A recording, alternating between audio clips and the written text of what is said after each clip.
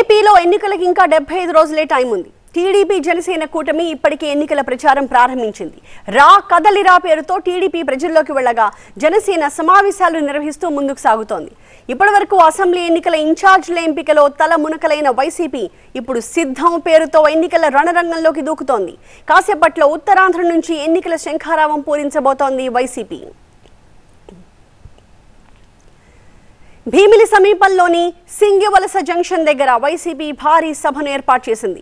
కాసేపట్లో ఎన్నికలకు సిద్ధం నినాదాన్ని వినిపిస్తూ వైసీపీ అధినేత జగన్ ఎన్నికల శంఖారావాన్ని పూరిస్తారు. ఎన్నికలకు తాను సిద్ధం అంటోంది పార్టీ. ప్రజలు కూడా మరోసారి వైసీపీని గెలిపించేందుకు సిద్ధంగా ఉండాలని కోరుతోంది.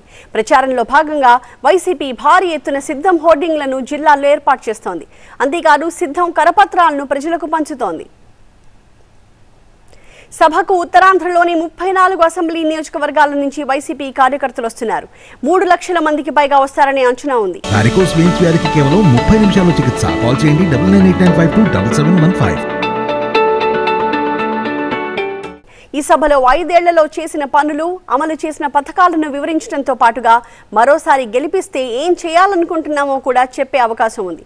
అలాగే టీడీపీ జనసేన కూటమిని టార్గెట్ చేసే ఛాన్స్ ఉంది.